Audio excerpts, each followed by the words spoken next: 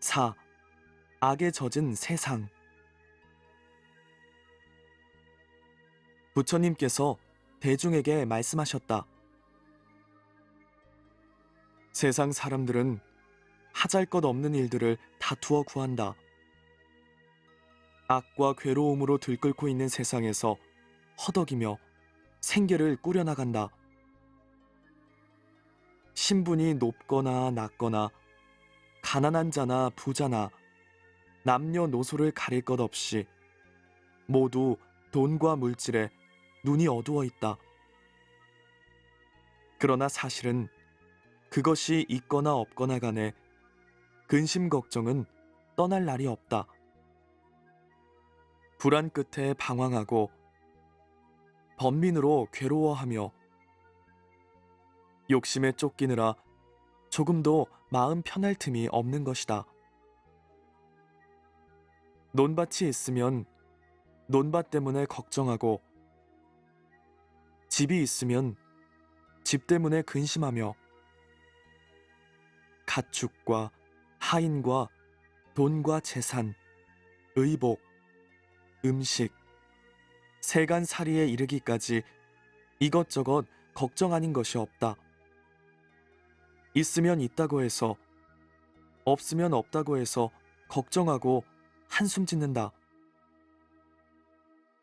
때로는 뜻밖의 수해나 화재 혹은 도둑을 만나 재산을 잃어버리고 원통해하고 슬퍼한다.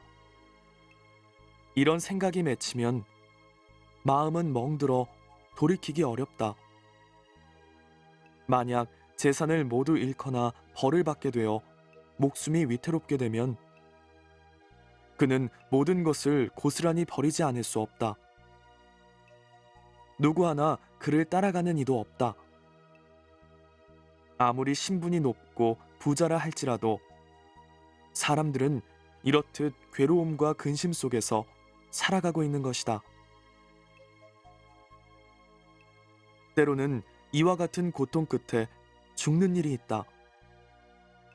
그들은 착한 일을 하지 않고 돌을 닦거나 덕을 쌓지 않았으므로 죽은 뒤에는 혼자서 어두운 세상으로 간다. 그가 가는 세상은 선업이나 악업의 결과에 따라 받는 과보다. 그럼에도 이 선악에 대한 인과의 도리마저 사람들은 모른다. 가족이나 친척들은 서로 공경하고 사랑할 것이며 미워하거나 시기해서는 안 된다. 가진 사람과 갖지 못한 사람은 서로 보살피고 도우며 탐하거나 인색해서는 안 된다. 항상 부드러운 말과 화평한 얼굴로 대해야 한다. 만약 마음속에 남을 미워하는 생각을 지니면 이번 생에서는 비록 조그마한 말다툼이라 할지라도 다음 세상에서는 그것이 큰 원수가 될 수 있다. 마음속으로 깊은 원한을 품고 있기 때문에 생사를 되풀이하면서 안갚음을 하는 것이다. 인간은 애욕 속에서 혼자 태어났다가 혼자 죽어간다. 즉, 자신이 지은 선악의 행위에 따라 즐거움과 괴로움의 세계에 이른다. 자신이 지은 행위의 과보는 누구도 대신해서 받을 수 없다. 착한 일을 한 사람은 좋은 곳에, 악한 짓을 한 사람은 나쁜 곳에 태어난다. 태어나는 곳은 달라도 과보는 당초부터 기다리고 있으므로 그는 혼자서 과보의 늪으로 가는 것이다. 멀리 떨어진 다른 세계로 따로따로 가버리기 때문에 이제는 서로 만날 길이 없다. 한번 헤어지면 가는 길이 서로 다르므로 다시 만나기 어렵다. 그렇건만 사람들은 어째서 세상에 지저분한 일을 버리지 못하며 몸이 건강할 때 부지런히 착한 업을 닦아 생사가 없는 깨달음의 경지에 이르려고 하지 않는가? 무엇 때문에 사람들은 길을 찾지 않는가? 도대체 이 세상에서 무엇을 바라고 있단 말인가? 어떠한 즐거움을 꿈꾸고 있는 것인가? 세상 사람들은 착한 일을 하면 좋은 과보가 오고 돌을 닦으면 깨닫게 된다는 사실을 믿지 않는다. 사람이 죽으면 다음 세상에 다시 태어나고 은혜를 베풀면 복을 받는다는 것을 믿지 않는다. 그들은 선악에 대한 인과의 도리를 믿지 않고 그런 것이 어디 있느냐고 믿으려 하지 않는다. 이처럼 비뚤어진 소견을 가지고 있으면서도 자기는 바른 생각을 가졌다고 내세운다. 세상이 어지럽고 인심이 거칠어지고 사람들이 애욕을 탐하게 되면 진리를 등지는 사람은 늘고 그것을 깨닫는 사람은 줄어든다. 세상은 항상 어수선하여 믿고 의지할 만한 것은 하나도 없다. 지위가 높은 사람이거나 낮은 사람이거나 가난한 사람이거나 부자거나 세상 일에 얽매여 허덕이고 저마다 가슴에 독을 품고 있다. 그러한 독기 때문에 눈이 어두워 함부로 일을 저지르는 것이다. 깊이 헤아리고 생각하여 온갖 나쁜 일을 멀리해야 할 것이다. 그리고 착한 일을 찾아 노력을 아끼지 말아야 한다. 애욕과 영화는 오래 갈 수 없다. 언젠가는 내게서 떠나가고 말 것들이다. 참으로 이 세상에서 즐길 만한 것은 아무것도 없다. 이제 다행히 바른 법을 만났으니 부지런히 닦아라. 마음속으로부터 정토에 왕생하려는 원을 세운 사람은 반드시 밝은 지혜를 얻고 뛰어난 공덕을 갖추게 될 것이다. 욕심에 팔려 열의 계를 어기고 남 뒤에 처져서는 안 된다. 나는 그대들을 기쁘게 해주고 싶다. 자기 자신에 대한 생로병사의 고통을 멀리해야 할 것이다. 우선 스스로 결단하여 몸과 행동을 바르게 하고 착한 일을 많이 하며 부지런히 정진하고 몸을 청결하게 갖고 마음의 때를 말끔히 씻어내며 말과 행동을 떳떳하게 하여 겉과 속이 다르지 않게 하라. 그래서 미혹에서 벗어나 중생을 구제하고 원을 굳게 세워 선업을 쌓아라.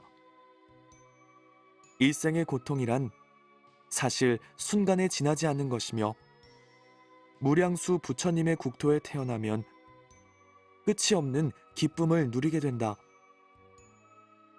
그 세계에서는 해탈의 기쁨 속에 미혹의 뿌리를 뽑아버렸기 때문에 탐욕과 성냄과 어리석음에서 오는 괴로움도 없다. 무량수경. 5. 부모를 가둔 아잣다 사또. 부처님께서 라자그리아 영취산에 1250명의 제자와 문수보살을 비롯한 많은 보살과 함께 계셨다. 그때 라자그리아에는 아잣다 사또라는 태자가 있었다. 그는 나쁜 친구 데와다tta의 꼬임에 빠져 아버지 빈비사라 왕을 7겹으로 된 방에 가두어 놓고 신하들에게 명령하여 한 사람도 얼씬거리지 못하도록 했다. 왕을 공경하던 왕비 외대희는 깨끗이 목욕하고 나서 가루에 우유와 꿀을 반죽하여 몸에 붙이고 품속에 포도주를 넣어가지고 은밀히 왕에게 드렸다. 왕은 꿀 반죽과 포도주를 마신 뒤 멀리 영취산을 향해 합장하고 말했다. 덕이 높으신 못갈라나님, 원컨대 자비를 베풀어 나에게 팔개를 설해 주십시오. 이때 못갈라나는 신통력으로 매가 날듯이 신속하게 왕이 갇혀있는 곳에 이르렀다. 그는 날마다 이렇게 해서 왕에게 팔개를 설해 주었다.